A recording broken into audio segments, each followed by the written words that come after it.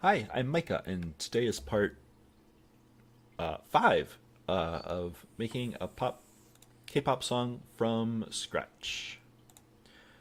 Okay, so what are we going to do in this installment? So the first thing we're going to do, I thought about this a little bit, and I wasn't going for ballad here. I wanted something a little upbeat, and I thought 120 would be enough, but it is what it is. But I think before we even start, we're gonna do this.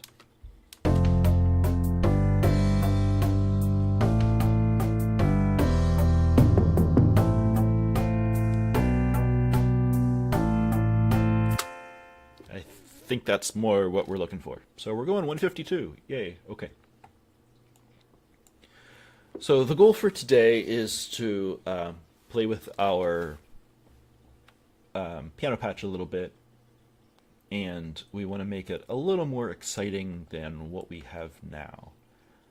So before you start messing with stuff, always think about your patterns and what's linked and what's not. So if I start changing stuff in chorus 2, because this is piano C, it's going to start changing stuff in chorus 1. And for now, that is, I'm waffling, but we're gonna make that okay for now. If I change stuff in verse 2, that's going to change stuff in the second half of verse 1, but not in the first half because we made this one unique when we paired this one back. So just always think about what you're changing when you're changing it. Okay, anywho. So let's go ahead, and I want to work on the chorus a little bit, and let me play the whole chorus through, which is much faster now.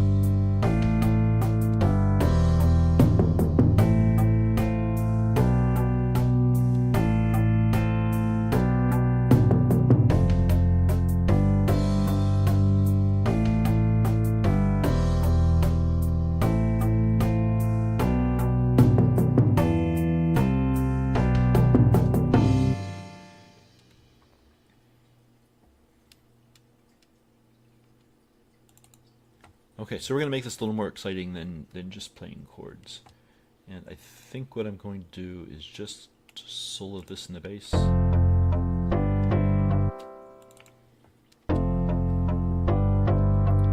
we don't have any distractions.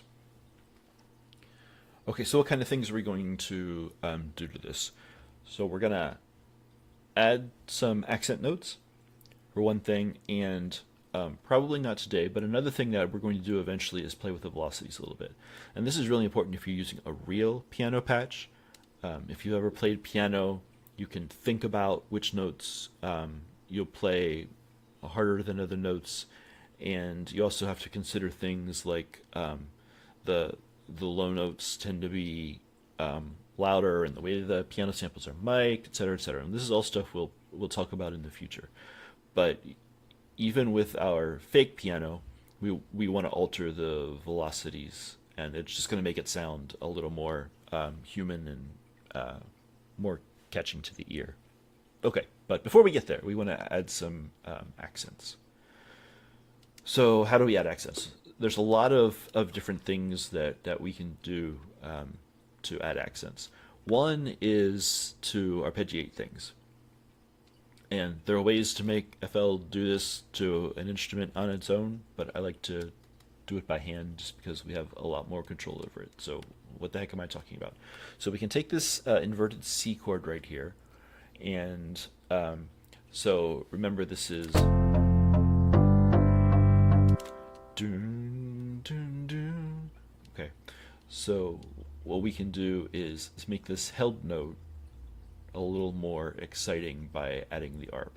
So what I'm going to do is, I'm not sure what's going to sound best here. It's pretty fast now, so let's just try a quarter arps, and we'll go from there. So what is an arpeggio? All it's going to do is repeat the chord, repeat the notes in the chord, so C, G, and E,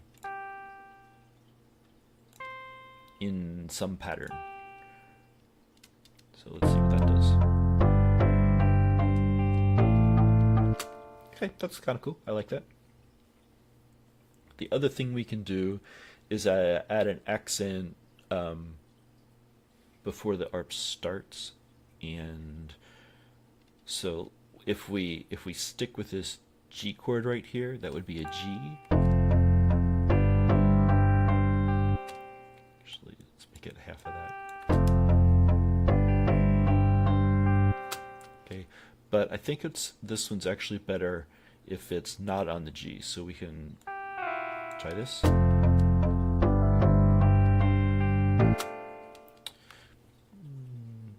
If that were still at 120, that would be awesome.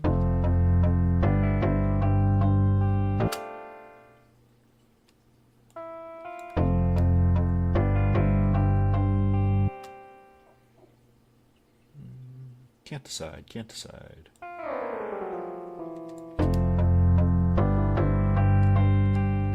That's kind of cool. We'll add that lower eighth note in there, and then so we'll do the same thing over here, which is cool because it leads into this E. And then we'll add a similar arp over here to this. This is the same C, it's just inverted differently. So we can actually just not use shift, use control, copy this over.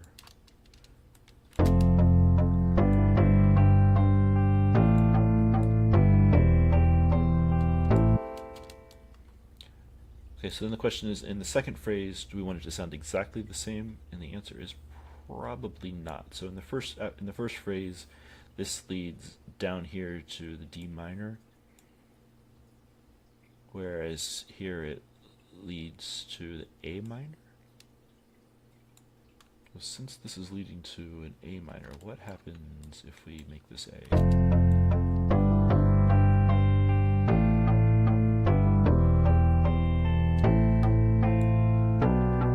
Perfect. And so we'll arp this one. So this is a G chord here.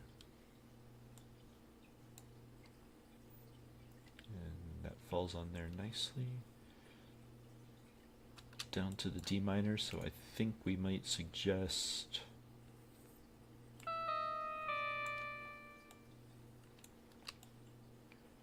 stop that.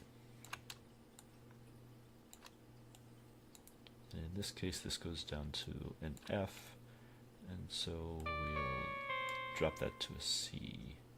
And then what we were doing down here in the bottom, so we added this accent wherever there's that quarter accent at the end. So we need to do that here. What did I do? What did I do? What did I do? Okay, so in this case, actually, we're going to look at these on a case-by-case basis. So then we have to decide what we want to do on these half notes.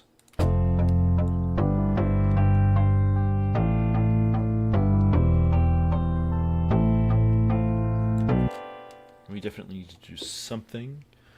So what if we, again, so every time I'm adding more notes, they can be notes in the chord, or they can not be notes in the chord. So let's put some examples in here. So I'm gonna start with notes in the chord, and I'm gonna put 2/8. Okay, and I picked these because this is the A minor, so we'll put here, and it shifts to an F, and then so for the F we'll put in 2 notes from the F chord, which ironically are the same 2 notes.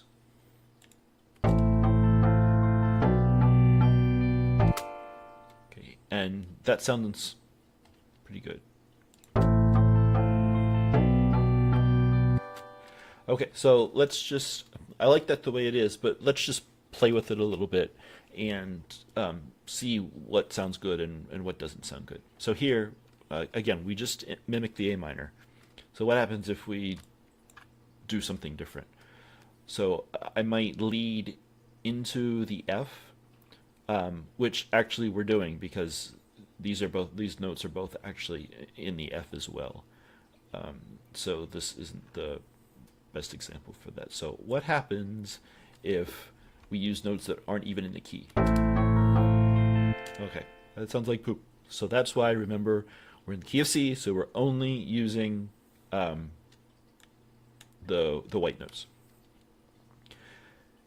The other thing you can do is add different members to the chord that aren't 1, 3, or 5, like the chord is built from. So you can add seconds or fourths or sevenths. So what happens if we play with those a little bit? So a second would be a B,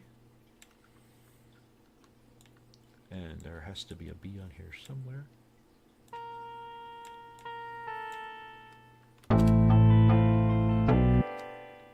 So what I'm doing is adding, playing the tonic and then adding a second. So let's try that here. This is an inverted F, so the tonic is actually an F. So let's go to, that's going to be too high, but just to show the point. And then a second for the F is going to be the G. So let's see what that sounds like. Okay, so that sounds really good. So it's just a matter of what you're going for. I didn't write out a lot of seconds and fourths and seventh chords in this song because I wanted to keep it as simple as possible. So I'm just gonna keep going on with that theme, and so we're just gonna go ahead and arp with notes in the chord. You can do whatever you want. You can do whatever you think sounds good. But just for simplicity's sake, today we're just going to keep things as simple as possible, because just so you can get the building blocks in your head of how to do things like this. So just repeat notes that are in your chord. The B is not here, so now I don't remember what we originally had, but I think it was that.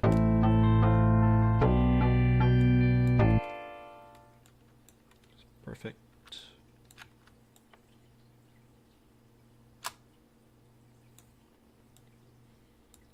And so here we've got the D minor and back to F. I need a new control key really bad.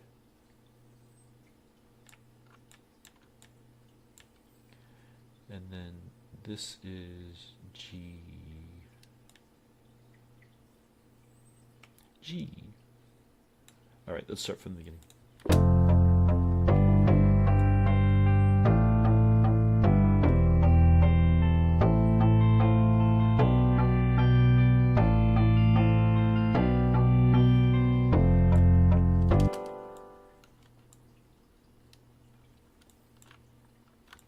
Come here, Mr. E. I need you, and I will scroll there eventually.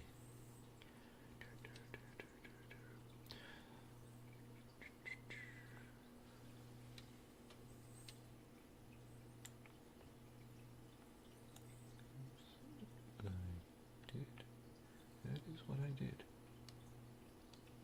An E there, and an E there.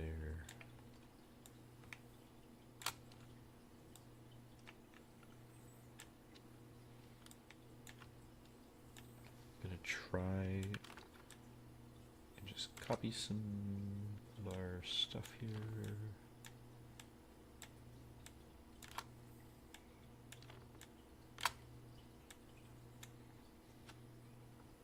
And I'm going to scroll this way. Okay. I'm going to make this actually its own window so it'll scroll fast.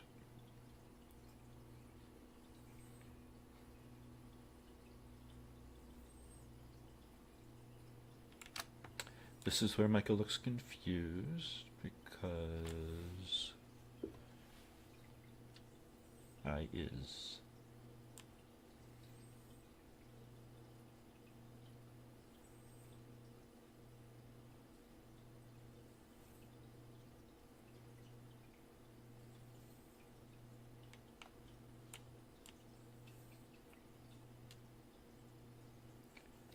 Why is that different? Okay, try this again.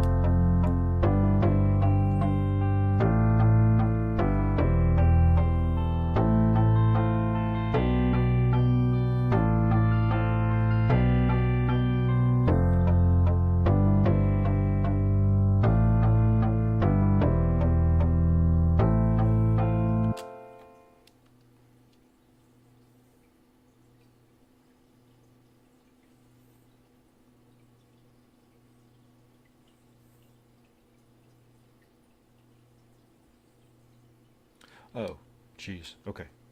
Sorry, folks. Brain fart.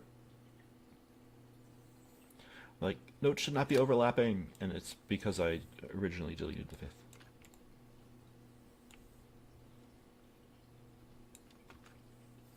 Did I delete the fifth on that? I did not. Okay, and then things change over here.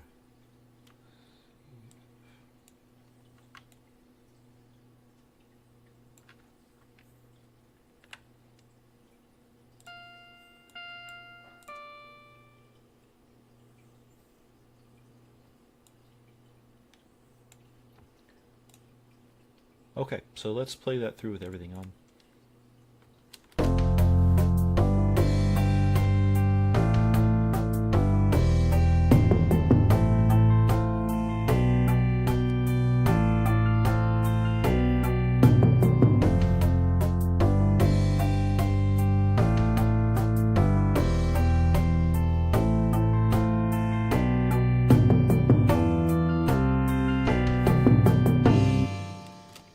Okay, that's great, except I want this to keep going.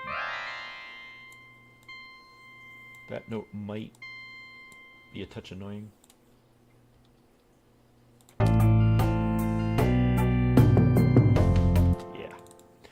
it is indeed.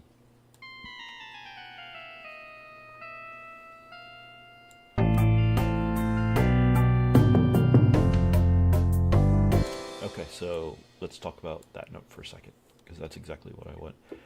So the F is not in the G chord. It's actually a seventh, but it works really good because the next chord is an F.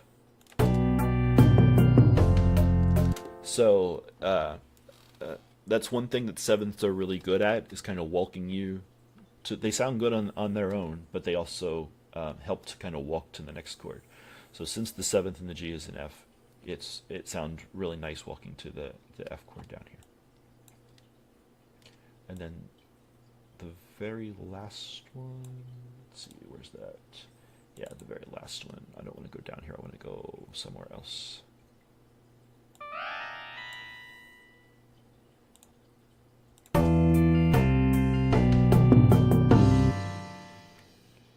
And I'm not sure about that, but the next chord, well, we're going to go to the bridge, so I'm just going to leave this out entirely, because who knows what it's going to be.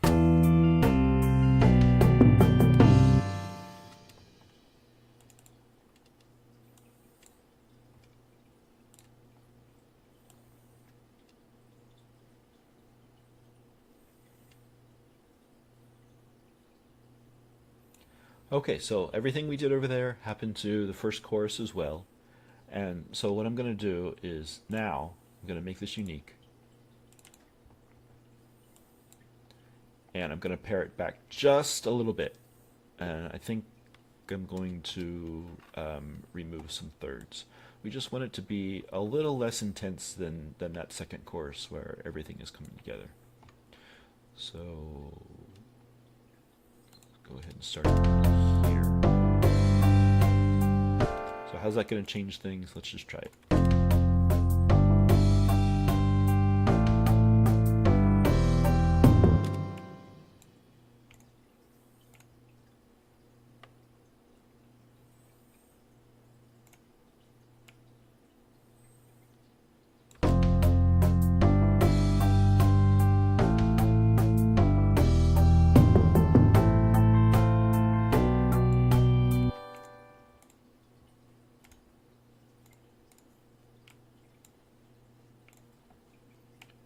And then the second go around, I'm actually going to leave it.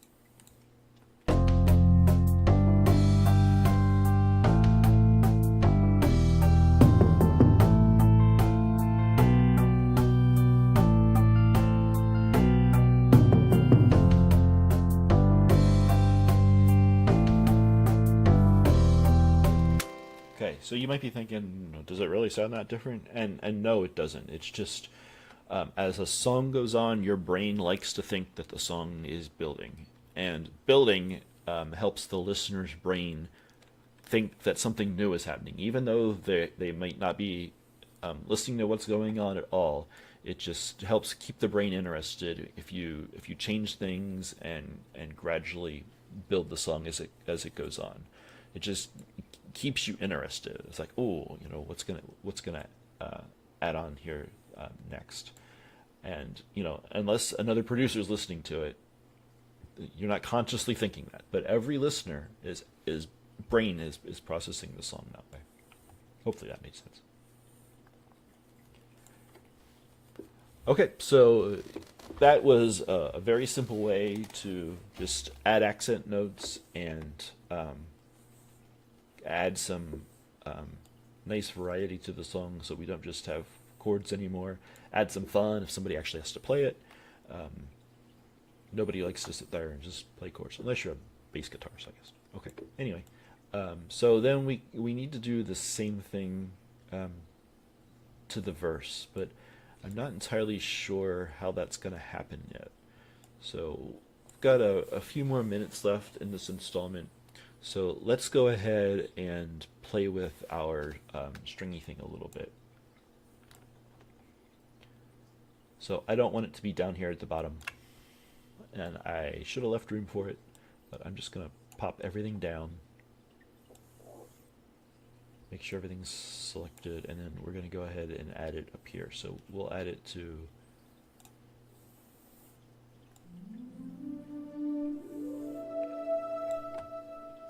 so that needs to be low end is not really hearable, so we want to use the high end of this thing, and I want to play with mod X a little bit too, but let's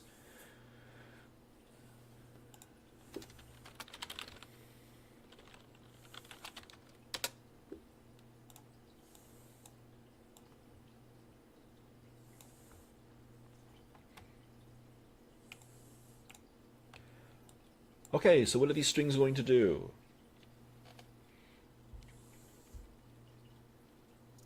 It's a good question. I probably should have thought of that before I said we were going to work on it.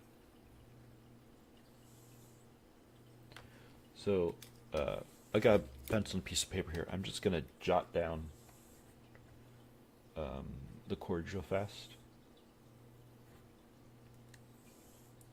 because I can't think of anything that I really want to copy and paste.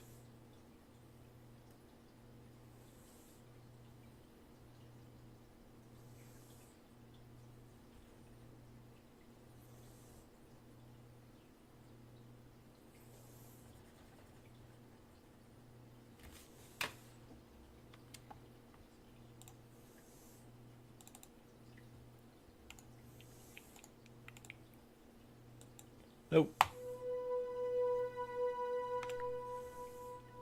Okay, so if I make it short, it's pretty boring. So this patch really kind of is a long string. The longer the note is, the better it sounds. So let's keep that in mind. So we can keep it. That's a little cello-y down there. I just want to see what this sounds like.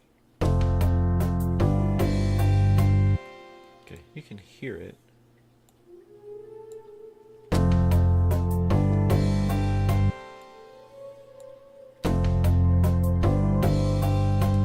That's more what we're looking for. Yeah, we definitely want it on its high end up here. And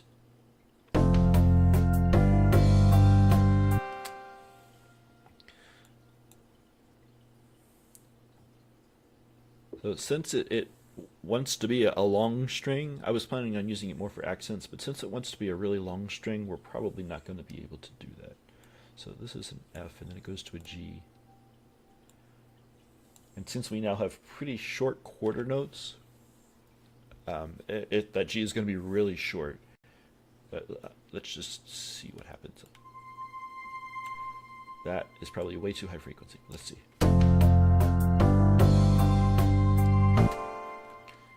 It's a little high.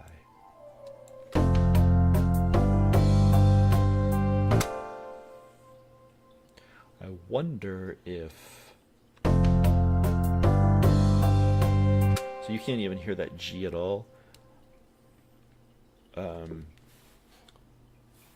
I'm going to try something tricky.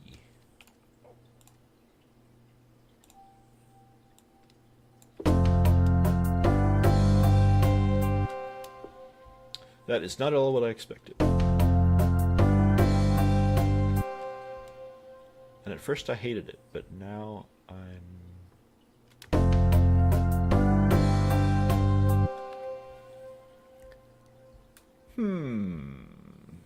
Okay, so let me tell you what I just did. So FL has these things called slide notes. So you go to this little triangle, and if you click it, if the triangle's on, then the next note you put down is a slide note. So what the slide note means is you're playing an F, and then once you get to the slide note, it's going to slide the pitch up to a G. So at this point, it starts sliding it up to a G, and by here, it's finished being a G.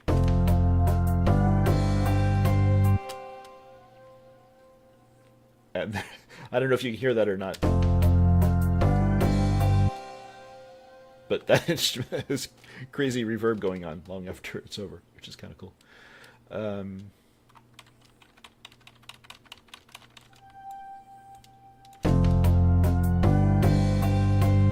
too much. Actually, what if it's really subtle?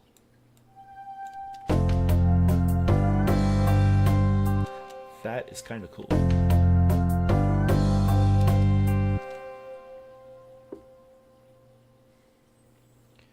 So this is, that was the G, this is a C. No, no more slides right now. No more slides.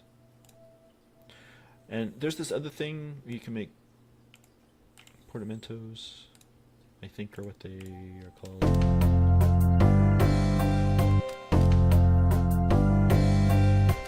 It's a little more subtle.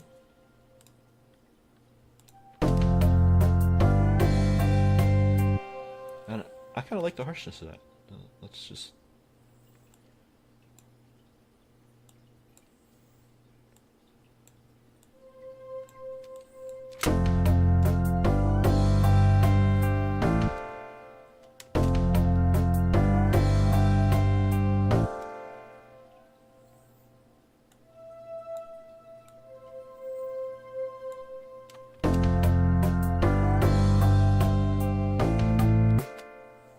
These are kind of hard to hear, but this this thing is so cool. It really kind of distracts the ear.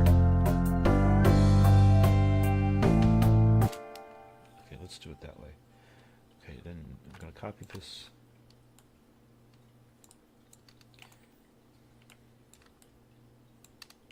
Okay, so this is one of those cases where I had no idea what this was going to sound like or how it was going to work. But I'm actually kind of excited. Okay, so this one, this is a D minor. And it's then followed by an E minor. So this is good. It's not going to have as much impact.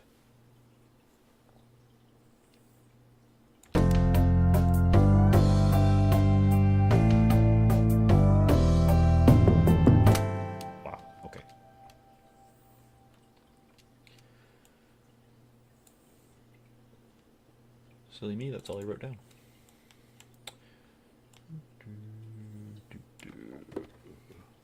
So then we have A minor, F, G. And then that repeats, except I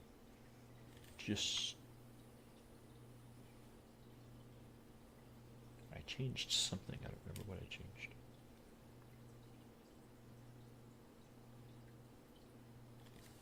Let's just go one thing at a time.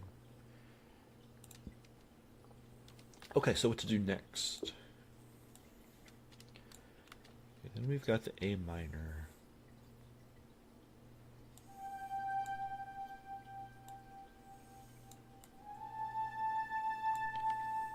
Getting a little high.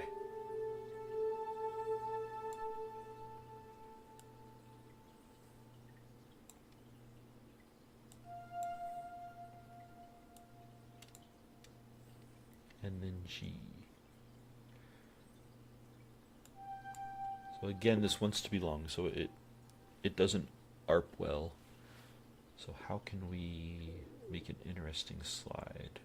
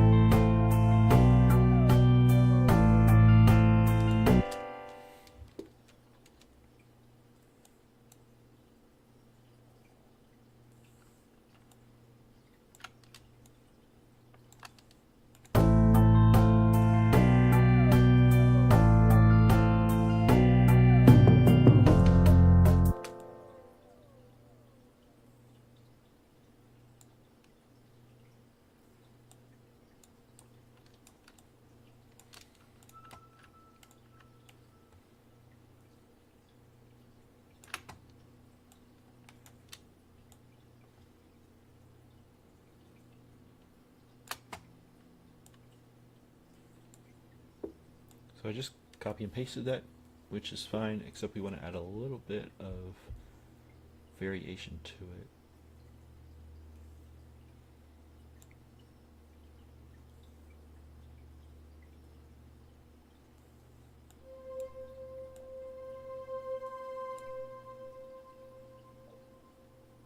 No slide.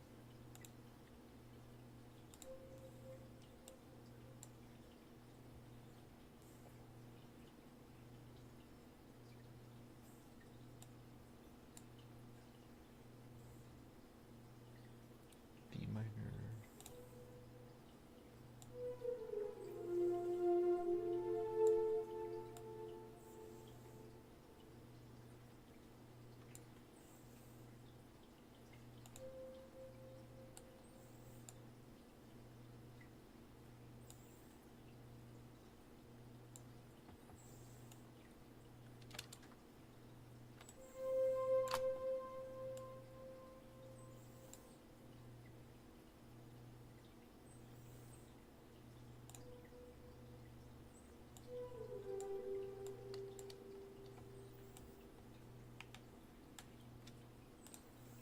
Okay, so I just added a little more.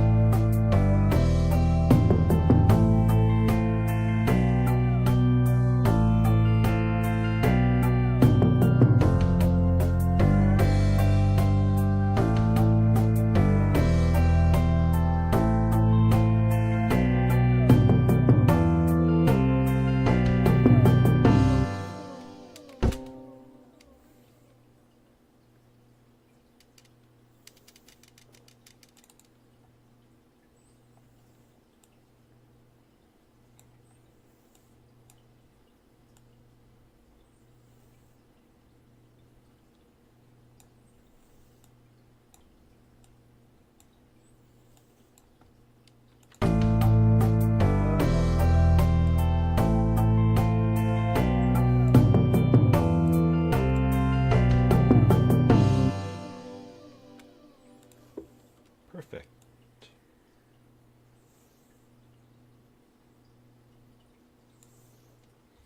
Now, how much of that do we want in the first course?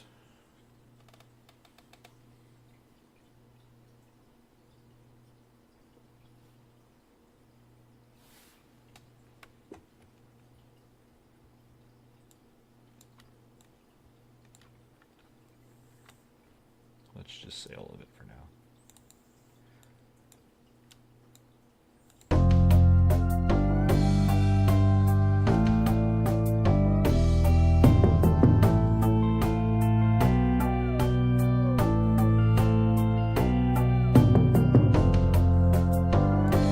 See what happens here when it drops to the verse.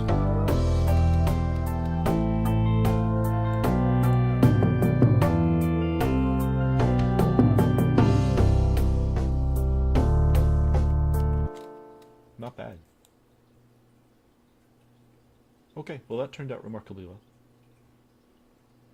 Okay, I think I'm going to call this for now.